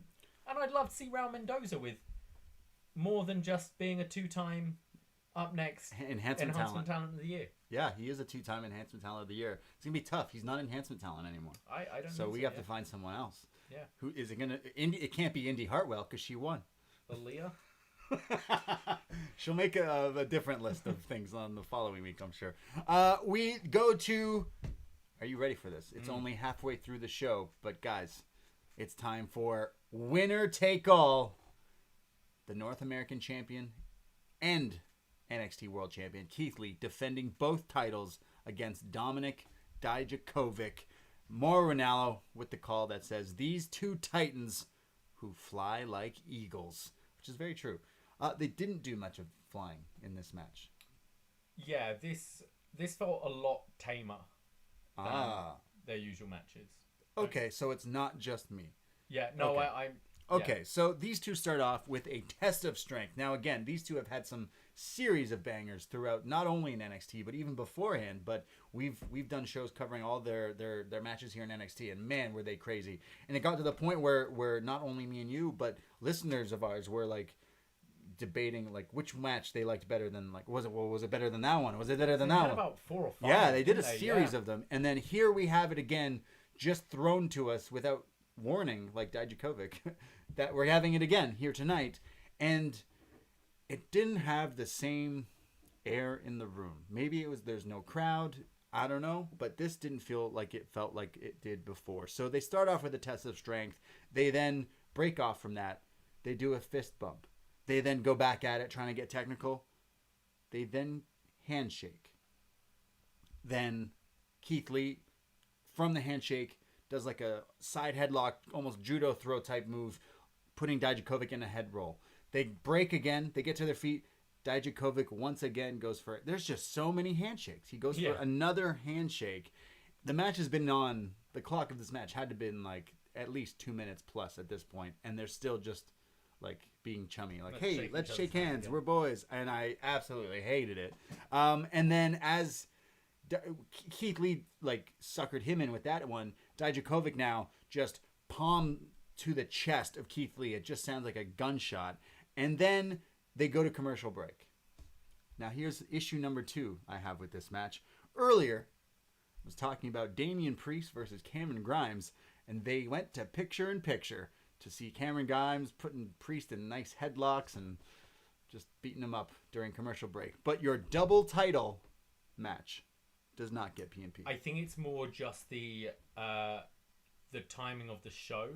They want to keep you as a viewer, and I think at this point in the show, if you've gone this far with them, they assume you're not going to tune over to the other channel. Okay. So I think that's why they always have like quite a long opening segment and then a match and then into picture-in-picture. So really, you go like 30-40 minutes with no break, proper commercial.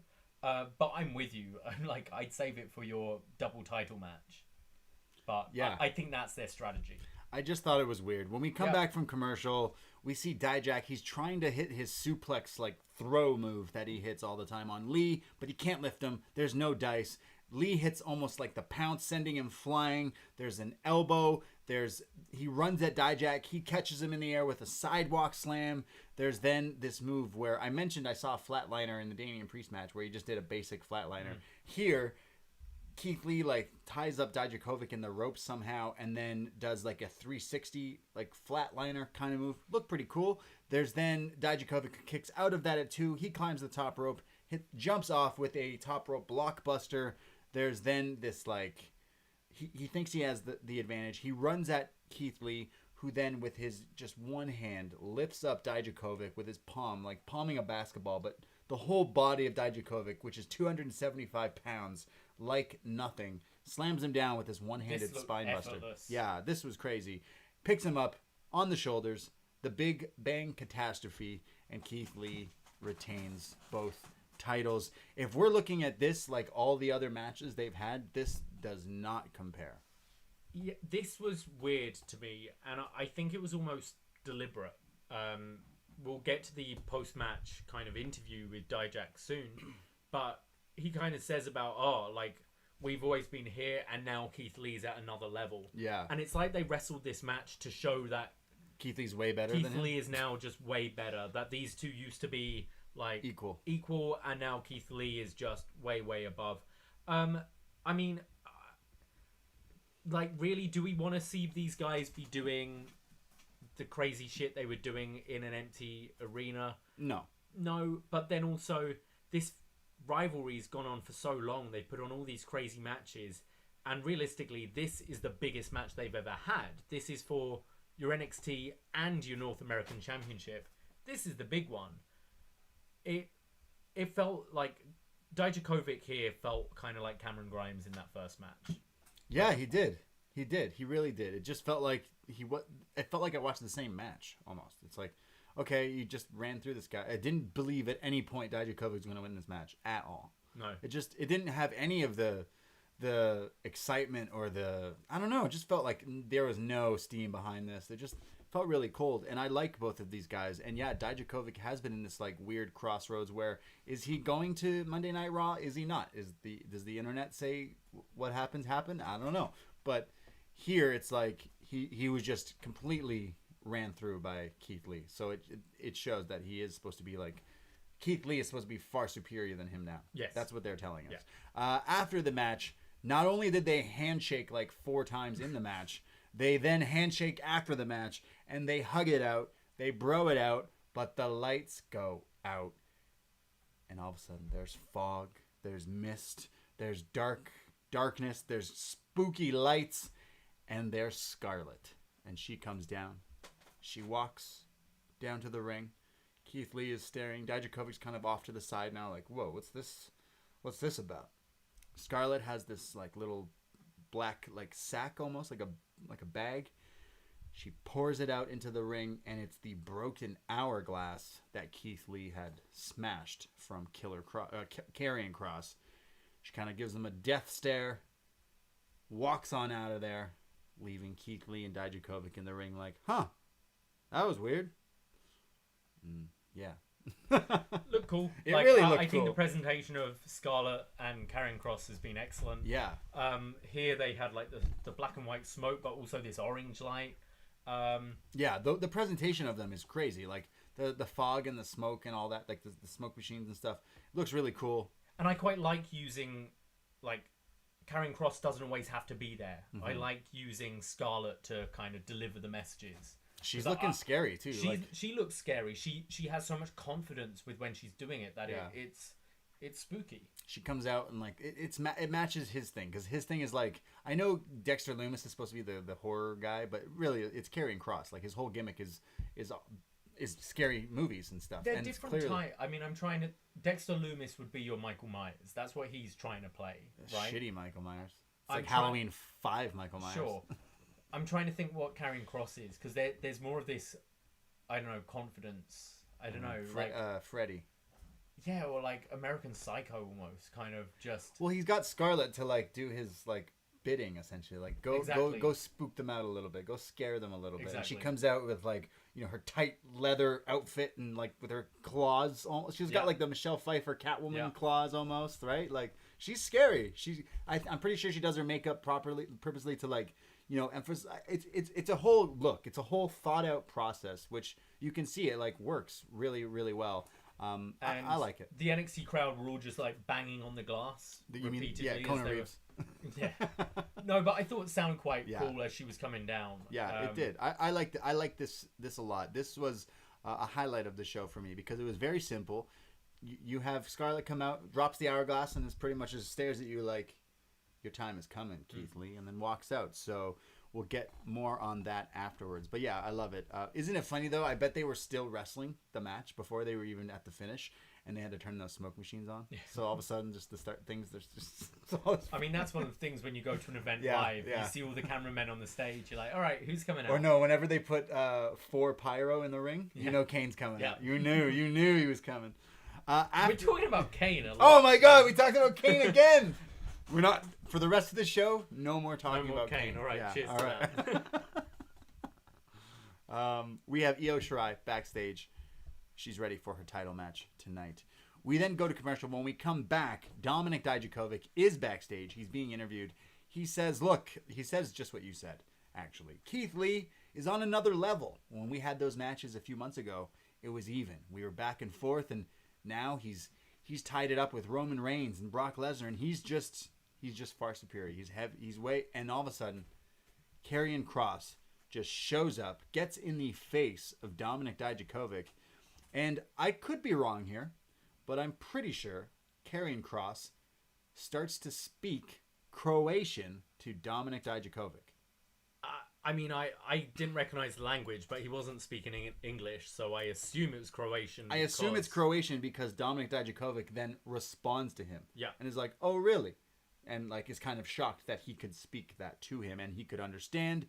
Dominik Dijakovic kind of like isn't backing down. He's not scared. He's not playing into his mind games. And Killer Kross gets in his face. Dijakovic and him start to brawl. They go fighting through this like doorway, kind of in a back area with all this NXT like guardrails and no padding anywhere. And Karrion Kross basically back body drops Dijak over onto like the ground, and like that just would really hurt. And he just kind of stares off with him and kind of walks off Scarlett and such. So Karrion Kross beating the hell out of Dijak, which I'll just get to right now. They announce is happening next week, which is Dominik Dijakovic versus Karrion Kross. I think this is the write-off of Dijak. I hope this isn't just a complete squash from Kross. I'd actually like to see have a competitive match here with Kross eventually kind of killing this guy. Yeah. Carrying this guy. Yeah, I think we're going to see Dijakovic on Raw soon, and knowing Vince, knowing Bruce Pritchard, I mean, I'm saying like they're my mates, but like knowing how they work, I see him on Raw as a heel to face Apollo Crews for the United States Championship, and it's gonna be the foreigner, the Croatian, going for the US title. It's easy, but I think actually him and Apollo Crews could put on some really good matches. That would be a crazy match, actually. Yeah. Look, Dominik Dijakovic screams WWE main roster to me. Yeah. He's big. He does moonsaults. Like, he does all the shit that these guys... Like, that's money to me, I think.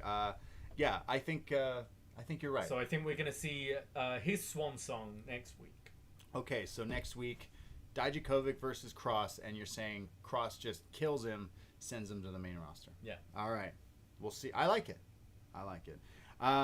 Someone in the chat, Paul, says he sees Dominik Dijakovic on Raw doing karaoke in no time. Oh, I would love to. We didn't talk about the karaoke segment. Dominik Dijakovic. I don't know. I'm trying. Yeah. There's some people that love the SmackDown karaoke, but I haven't watched it yet. There's some people that I feel I do need to watch it. As karaoke legends and experts, champions as we are, we've been stuck in quarantine, and karaoke was a big part of our lives. Yeah. And we have done it in quarantine. In the pandemic, we have done it indoors, but we haven't anymore. We don't have those mics anymore. Yeah. Oh, yeah. So that's next week. We now go to Timothy Thatcher. He has a match. He comes down to the ring, and he's going up against someone whose name is just so fun to say, Denzel Desjardins. So I thought it was pronounced Desjardins, but they announced Desjardins. I think Desjardins sounds way better. Desjardins. I once went to a restaurant. I was doing a show at the time, and the stage manager goes, "What's the chicken debonair? That sounds so good. I'll have the chicken debonair." And they go, "What?" She's like, the chicken debonair. I'll have that. And the waitress is like, "I don't know what you're talking about." She's like, Here on the menu, the chicken debonair." She goes, "It's chicken deboned." Oh, wow. We're in Chili's. We should have known. We should have known. That was your first mistake going to Chili's. I mean, hey, no, don't know Chili's. Yeah. Oh, now everyone's mad. Does Chili's do Taco Tuesdays? Probably. Unlimited tacos. All I know is Chili's is always in memes and shit, and I fucking love it. Middle class fancy. Our favorite. If you got anything out of today's episode, middle class fancy on Instagram. You're fucking welcome. But here we have Denzel Desjardins. Desjardins. Denzel Desjardins versus Timothy Thatcher. This guy comes to the ring wearing a towel with a hole in it. Yeah. I don't know. Just thought I'd let you know. That's what he was wearing, right? It looks comfortable. That's not a bad idea. If you wanted to dry off real quick, just put the towel over your head and it falls through. And guess. I don't know. We'll ask WH Park what he thinks about Desjardins and his fashion choices. Reminding me of Taz. Taz used to wear a towel. With a whole, yeah, but Taz looked cooler. Oh, this yeah. This was like a poncho or. Well, here I am making fun of Denzel Desjardins, but he actually is a pretty good wrestler. I've only seen him a few times here, but he is... I mean, Timothy Thatcher's gimmick right now is literally like the school of wrestling, catch can and all that stuff. But Desjardins is giving him a run for his money really early on. They're like going back and forth with... It looks like a shoot. Like, it literally looks like a fight. Yeah, they're bringing up like Denzel's background and the football stuff he did. They're selling him like, oh, this guy can go. Like this guy would be a good matchup for Timothy Thatcher here. And Thatcher gets this like beautiful like suplex hold, guillotine hold, overhead throw suplex. It's crazy. It's a shoot. They're going back and forth. Denzel keeps getting back on top of him, but of course Thatcher locks in the single leg crab. You know it's dangerous. You know it's deadly. But it's also Oney Lorcan's move, which is Lance Storm's move. Yes. So as he has this move applied, Denzel taps out. He couldn't take it no longer. But as soon as the bell rings, Thatcher drops it, then puts him back into the move yet again. And this is where Oney Lorcan comes down to the ring. He makes the save. He attacks Thatcher from behind. Thatcher totally was like, just hit me. I don't care. just nails him. But Thatcher then goes running. He's scared off. Oni Lorcan looking like Stone Cold Steve I Austin. liked his skinny light blue jeans. Yeah, all he needed was Daisy Dukes and he'd Yeah. be Stone Cold here. This looked great. Why did Oni Lorcan look like such a star here? Shout out Oni Lorcan. Throw him up. Throw him up. Throw him up. Yeah, I quite enjoyed this. The match was very quick, but I enjoy watching that kind of wrestling. Especially during this time, I think it's wrestling that actually really works in the empty arena. And I like how Dejanette tapped instantly. Like I'm not big on this kind of struggles in the submissions, because realistically you watch an MMA fight, as soon as the submission's locked properly, you tap in. And I really like that. With something as simple as a single leg Boston Crab, he was like twisting the ankle and bending right back, and this guy tapped right away. Denzel knew. And I'm actually quite happy we're gonna get this Oni Timothy Thatcher feud go longer, and we're gonna get another match out of it, because I really enjoyed their first one. I'm super excited for that. I really like this. This was about like 2 minutes, not even, but it was like just actual wrestling. It looked like a shoot fight, and I knew last week, I think it was last week, with Thatcher and Oni, that it wasn't the end. Like, we wanted to see it again, or was it the week before? And it was week 1, wasn't it? Yeah, and I want to see that match again, and I want to see it with time, and I want to see the character kind of, the storyline kind of progress between the both. Obviously, Thatcher kind of needs the push here because he's the new like villain here that's turned on Riddle and all that stuff. But in the YouTube chat, Chris in the YouTube chat says he wants to see Oni versus Thatcher in a fight pit. Yeah, is it too early? No. I mean, but It's never too I mean, early. those two. That's how you sell the gimmick. You just have Thatcher run through these people in fight pit, and Oni would be a great choice for that. Yeah, I'm down. Yeah. Realistically, you can't really do that too well once you have a proper crowd back. So why not do it during this era? Yeah, sure. With Why all not? the scaffolding, you're not going to see shit, are you? Yeah, do it. Book Do it. it. Oni versus Thatcher. Fight pit. Yeah, let's do it. Denzel too. I want to see more of this guy. He was great. Yo, whatever happened to Arturo Huas, or what was his name?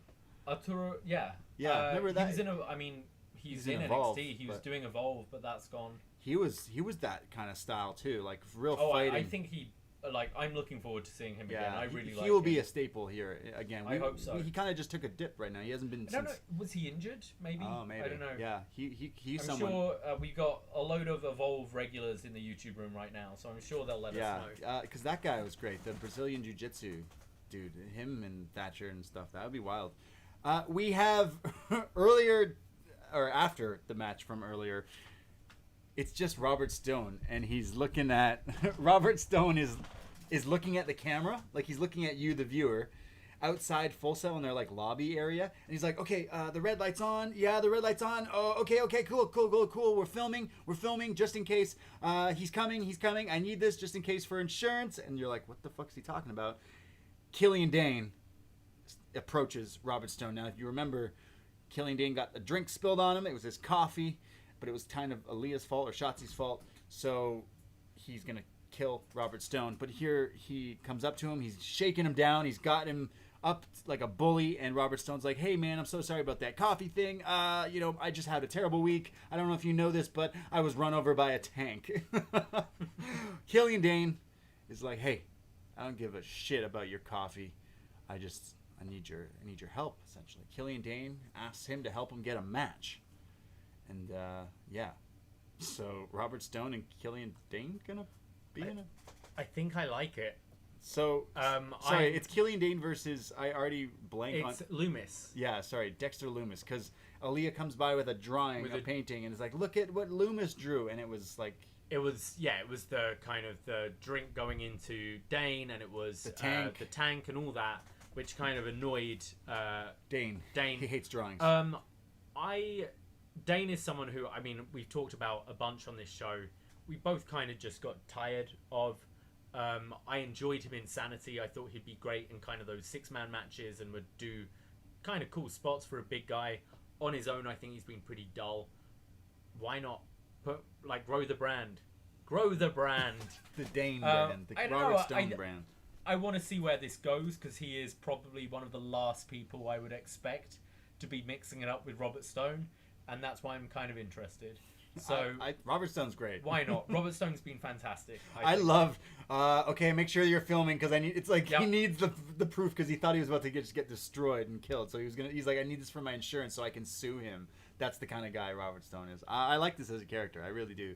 But Killian Dane versus Dexter Lumis has been added to next week, so can't wait. And yeah, last week we joked about the epic, famous Chris Jericho Kane coffee thing, but we weren't sure. You but it was said coffee. You wouldn't mention Kane Oh my again. god! Oh my god! Stop the show now. That's 5 times. Wow. And we still have the Tegan Nox match. We still have Tegan Nox. Oh god. Lady Kane. Oh my god. We can't escape. Don't say it again. He's like Candyman. You say it 3 times. Beetlejuice. We go to our main event. It is in fact Lady Kane. It is Tegan Nox challenging Io Shirai for her NXT Women's Championship.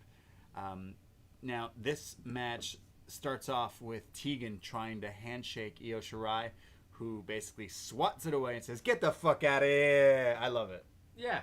I saw too many handshakes today. As soon as the bell's rung, no handshakes. I agree. Come on. That's how John Pollock thinks. Before the bell, sure, sign of respect. After the bell, whatever. Yeah. As soon as that bell's gone, you want to win that match. Exactly. Yeah. I love this. I like Io Shirai is the good guy, but she's still the cool, she's the cool heel, She's a cool heel.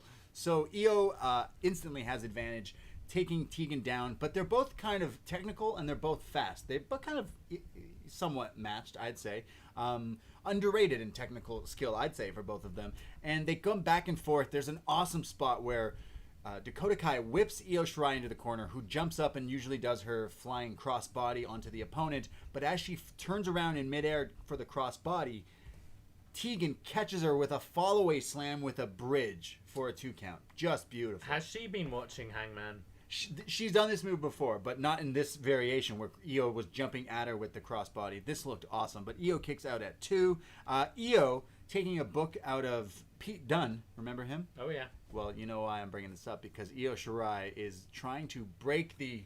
Break your fingers! Yes, she's trying to break Tegan's fingers here with a finger breaker and slamming them all over the place. There's a spot where Io drops Tegan into the ropes and does this leg almost chokehold with her. It's like an octopus around the throat while it hanging into the ropes. I foresee Io kind of adding this as her kind of tarantula type move, like the rope move. Looked awesome, looked great. There's then a headbutt from Tegan Nox, who tries to get advantage, but Io gets the drop kick in the corner, goes for it's almost like what did Goldust do when you would put your legs up in the corner? Shattered Dreams? Shattered Dreams, but it's Io sets the legs up in the corner and then runs at you with the knees almost to Tegan's stomach. Well, I hope it was their stomach. It was a little high, not low, but ouchie. But when they go, that was in picture in picture. You see, this world title match does get P&P. Did you notice? That's great. Io Shirai, during picture-in-picture, has a crossface locked in on Tegan Nox. When we come back, Tegan moves out of the way on the outside from the Meteor, the knees to the steps, and now Io goes flying knees first, so she's selling the injured knees. We're back in the ring. Somehow Io lifts up Tegan with the butterfly backbreaker for a 2 count, a bridging German for a 2 count. Io runs into the corner but gets tied upside down, selling the knee. She's in the Tree of Woe, and Tegan runs at her with a cannonball while upside down. There's then a German again from Io, sending Tegan into the corner. There's the bullet train is what she calls it, the double knees, the tiger feint kick, the 619, the springboard drop kick, but she can't get the pin. She's selling the knee. She's so much pain. Tegan takes advantage of this, gets the suplex into the face first buster, and then the Molly go round, not the chokeslam, but the Molly go round. It's only a 2 count as they both get to their feet. Io Shirai out of nowhere. I think this is one of my favorite wrestling moves. The Shote palm strike knocks Tegan down. Io climbs up, hits the moonsault. Io Shirai pins Tegan Nox, retaining the women's title. And the Io Shirai, everything is Io, everything is evil, and everything is okay in the world of NXT. This was a lot of fun, but it didn't quite get to that next step that I thought we would kind of get to. I think that was the theme of the show. Exactly. Right? I said that in the beginning, yeah. It was technically absolutely fine. Just this wasn't... I mean, part of it is maybe I don't think anyone kind of bought Tegan Nox winning the title here tonight. So maybe in a number one contenders match, you might get a bit more invested in it because you couldn't see which way it's going. But here, I think everyone knew what the outcome was going to be. Match was absolutely fine. Mm-hmm. Can't really complain about it. Both women worked really well with each other. I feel Tegan might be a bit lost. I mean, maybe you have her. What would you do with Tegan now? I would put her back in with Shotzi. I thought we had a tag team, and then they kind of split it for a little while. But yeah, especially if Tegan, if Shotzi's got beef with Leah and whoever else they got. I don't know. Shotzi's actually no, you're right. Like, yeah, I think that makes a lot of sense. The Shocks and what were they called? The Daddy's Balls. They had a weird name. Yeah, we were calling it Shots and Knocks. They had a weirder name than that. It was, I swear, it was something to do with balls. I swear, it's like shiniest balls or something. Okay. Wizard balls. Yeah, Wizard balls. Yeah, it was weird, man. I'm not. I didn't make it up. But yeah, I think obviously after this match we see Io's direction. Okay, so after this match, Io Shirai is celebrating. She goes up the entrance ramp. She's celebrating, and just right before we change the show, play whatever movie was coming on USA, out of nowhere, a wild Dakota Kai appears with a flying boot to the face of Io Shirai, knocking her down, and Dakota Kai just posing there on the entrance ramp like, what up? So Dakota Kai clearly making it known that she wants a shot at the title. I really like this for a finish. Dakota Kai over the last couple of weeks has been winning matches and looking right into the camera saying, like, hey, I'm coming for the... She's been calling her out. I'm coming for the title. Yeah. And this at the finish, it's like, all right, you've been ignoring me. I'm going to kick you in the face. I'm looking forward to this. I think Dakota with...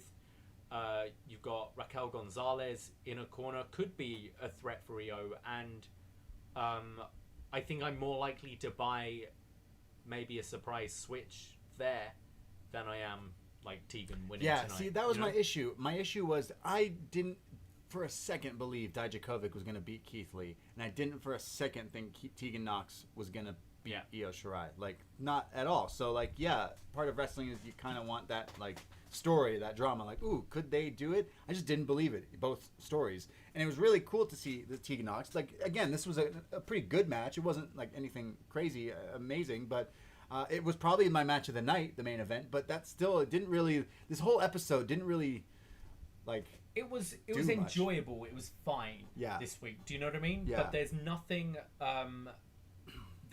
I'm gonna like think about ever again. No, do you know what I mean? Like we watch AEW every week, and there's often a crazy tag or something like that. Yeah. Where afterwards we go, man, that was awesome, and like someone will go, oh, how was AEW? How was NXT this week? And you go, oh, check out this match. This week was fine. It wasn't bad at all, but I mean, I guess this was kind of another hangover show, right? We just had the Great American Bash. Yeah. We've got your champions, and yeah, it was fine.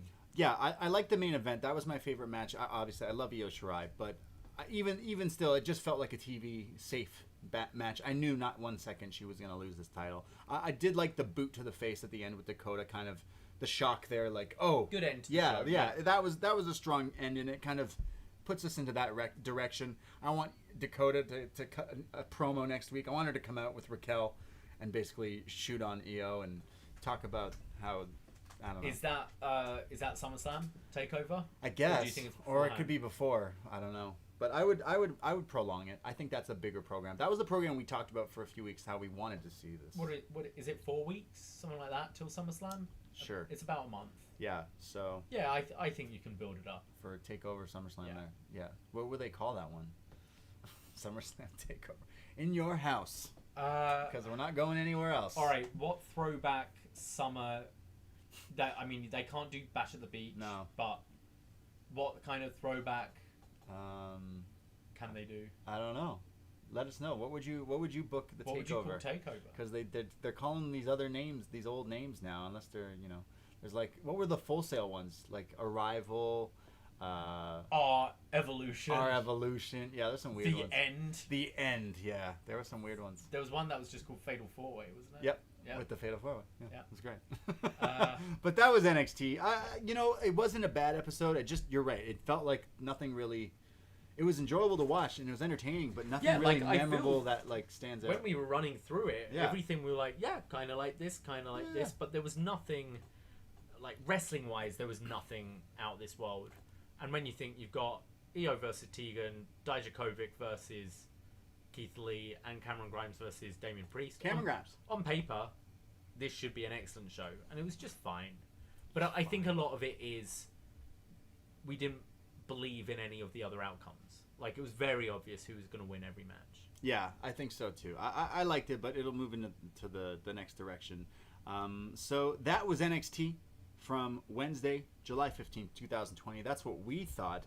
Every Wednesday we post on the Post Wrestling Forum to hear what you think about NXT every week. So let me open up that, and I know we have some people who wrote in. I'll start off with the first one here. Eva from London. So-so episode of NXT. Ran out of Thatch facts, so here's some School of Hard Knocks. I like it. See what they did there? She has 4 tattoos on her left hand, which represents friendship with 4 other WWE wrestlers. Kai, LeRae, Duke, and Shayna Baszler. Ooh, interesting. I wonder what the paw print tattoos on her back represent. Quick thoughts. Pretty decent match between Nox and Shirai. Always love Lady Kane. Oh, God, we did it again. Also, Shirai refused to shake hands. What a bully. Sound familiar. Yeah, Io's a cool bully, though. Shayna is not a cool bully. She's like, none of this shit. We got a title match. I love what Shayna's doing on the main roster these days. Number 2, why didn't they promote the Dijakovic Lee match leading into this episode? Yeah, we thought that first, and then we watched the match, and then we were like, oh, that's why. Because it didn't feel like those other matches. Yeah. And also, what do you do for the first 20 minutes? With the whole talking segment. AEW starts off with a hot match every week, and I think wrestling shows could take a lot of notes from that, because this felt like main roster with Keith Lee coming out. Yeah, he won the title, so I'll give him a break, but felt like main roster. It's the breathing episode. It's common for... That's just what WWE does, right? Number 3, Eva continues, what did you think of Tom Phillips playing the role of a heel commentator? Byron did it better in 2014. Yeah, we forgot to mention this. Yeah. Tom Phillips was the role of the heel here, so he was. He supports Robert Stone. He's like, "Yo, dude got got ran over by a tank." But is Tom Phillips the heel? Yeah, he's not saying that, because we've all of you guys have been saying this as well. It's like this guy just comes up, offers his help, and then gets put through a table or ran over. Poor guy. I think it's the other two that I like Tom Phillips better as a heel. I don't like Byron Saxon just anything. No. Number 4, I am happy Oni. Lorcan Thatcher is continuing. #FightPit. Yeah. Random question. Are beer stores in Toronto open because they aren't in London, Ontario? I've been getting my craft beer from Loblaws. Oh, yeah. Beer store's been open here. And P.S. English, another English Davie Grant won the opening bout of UFC 251. There you go. Well done. Fight Island? Good lad. Fight Island Pit. Fight Pit Island. Fight Pit Island. Yeah. We go to Hugh from Melbourne. It's been a while. My workout's changed, so I can't watch NXT live anymore, but I took today off because it's my birthday. Happy birthday, Hugh. Grimes and Priest put on a solid, hard-hitting match. That reckoning off the ropes looked brutal. Priest should always do it that way. Yeah, that did look pretty cool. I did like that. I thought Indy Hartwell looked good, but the big boot is a little played out, even if she has the legs for it. On the Aussie Indy, she used a hammerlock DDT and springboard rocket kick as finishers. I mean, we might see finishes from her. I think this was like a cheap win, right? Yeah. So it was like the rookie just getting the cover. That Phantasma promo was amazing and had major Lucha Underground vibes. Look at how they're portrayed compared to Garza and Andrade on the main roster. Garza is a generic playboy character, and Andrade has basically no character at all now. Lee Dijakovic was great as always, but I'm glad they didn't steal the promoted main event from the women. The match you've built up should always take priority. Yes, I agree with you there, 100%. Yep. Fantastic match from Io and Tegan. The chokeslam looked better since Io is so short, and the Shote counter to the shiniest wizard looked brutal. 7.5 out of 10. Stay safe, and I'll write in next time I'm off work. See, I didn't want to bring up the choke slam, but Hugh from Melbourne did. What, like a choke slam just like the Hurricane? Yep. Or the Undertaker? Yep. Yep. Or Kane. Oh, no. Jackie from Orlando really enjoyed tonight's show despite the lack of expectations this had compared to the past 2 weeks. I thought Dijakovic and Lee worked a style of match that they haven't done before, using a lot of counters and saving the hard-hitting stuff for the end. Thatcher and El Legado del Fantasma segments were awesome. This is the kind of stuff I prefer over backstage segments that pretend to be spontaneous. Lastly, I enjoyed the main event, but God, Nox's acting was garbage, so over the top. Ooh. I don't see that too much. With Nox? Yeah, I don't know. It was fine to Interesting. me. Yeah. Didn't offend me either way. Was that it? Yeah, go for it. Oh, we go to Paul from New Jersey. So, let me get this straight. Tom Phillips talked about both Marty Jannetty and the Iconics, while an Aussie beat up Shotzi Blackheart. Did I write this show and forget about it? 10 on 10. I do think Shotzi is a solid babyface, which isn't easy in this company. Grimes and Priest has been quite an entertaining program, and not just because of Grimes. Over the top? Yes. But I do greatly enjoy Robert Stone, as he does a great job getting heat and giving it to these big schmucks. Io winning was a formality, but I thought Tegan did an excellent job tonight, playing this the default heel while showcasing much needed personality. Very enjoyable show. This week's Kona rumor, apparently the Robert Stone brand might become the finest. Keep up the good work and never forget you're the superior brand. Also, Kane. All right, there we go. He was clearly in the YouTube room. Yeah, someone else in the YouTube room said, Davie, that you said that she did a choke slam like the Hurricane. Kane. Oh boy, I missed that. Imagine the finest joining Robert Stone. That'd be great, fantastic. Wow. Last one here. We go to Mystery. Hiya. Couple things. Robert Stone getting ran over with a tank and getting revenge on Shotzi is one thing, but I have a feeling it's going to result in him getting ran over again. Yeah, I hope so. Imagine he breaks both his legs. I mean, you have a bigger tank next time, don't you? One of those real ones that she was in. Yeah, wow. He continues, Io versus Tegan was fine, but I feel like it was a step down from the last 2 weeks that Io has had matches. And Dakota attacking her at the end was fine, as it instantly sets up her next feud, but I don't think Dakota is winning either. I can't see anyone in NXT beating Io right now for the title. She's pretty much above every other woman in NXT in every aspect right now. And with Survivor Series a couple months after SummerSlam, assuming NXT is part of it again, I don't see anyone but Io representing the brand as champion. Yeah. Interesting point. I could see Io holding on to the title for quite a long time. Giving the title kind of what it had. Remember when Asuka held it for a long time? Kind of give it that good rub. Question of the week: how do you guys feel about the teased Kairi versus Asuka match after Extreme Rules? Would you rather see it on Raw or at SummerSlam, especially if it is Kairi's farewell match? I'd love it at SummerSlam. Yeah, I think that would be awesome.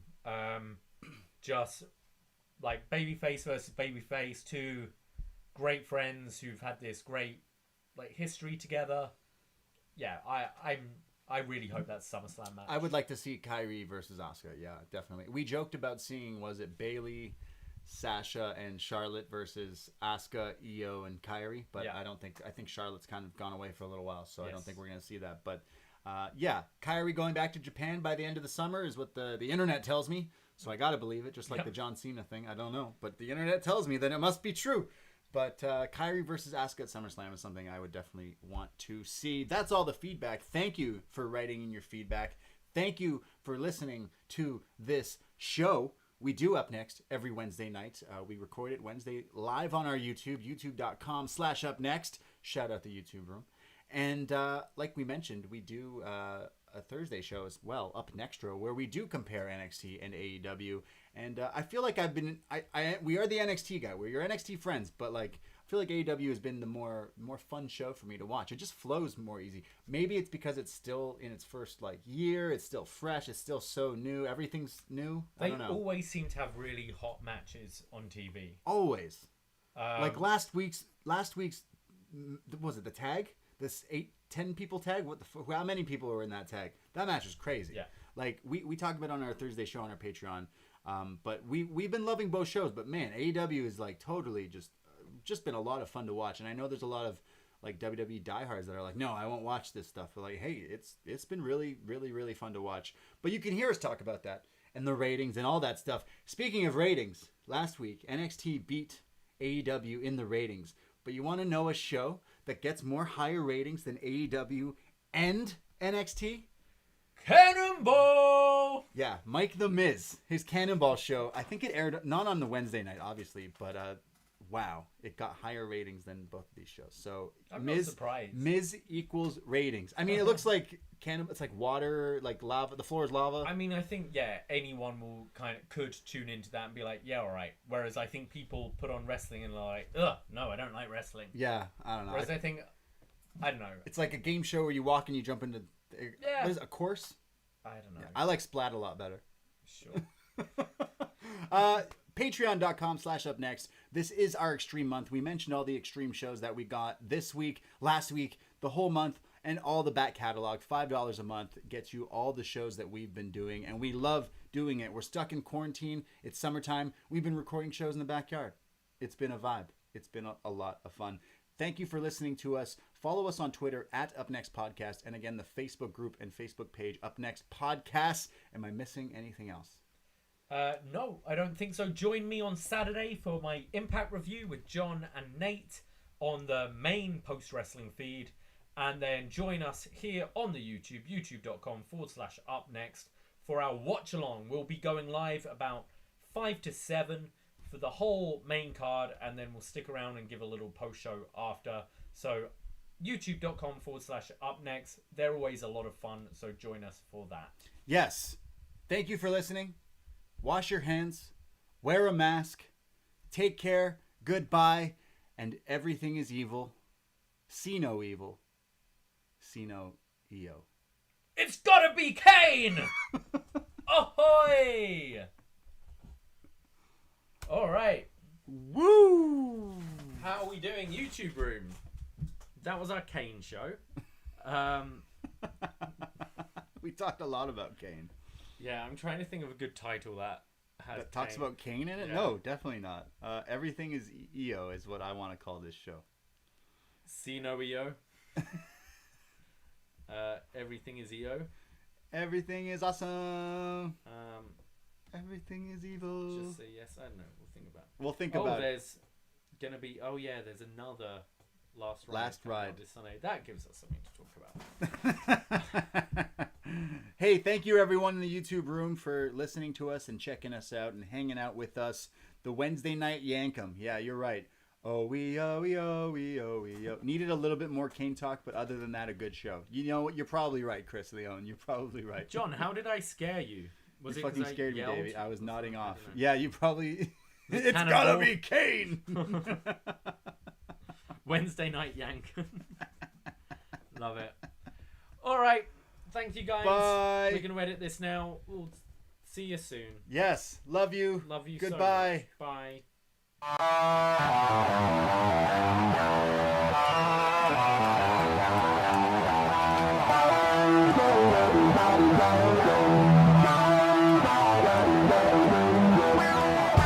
First time in a long time, but back like I never left. Taking these things as it comes, you know me, I don't read ahead. Watch me burn down everything, BDE on the TV set. When I'm in control on the road, you can never really know what's up next.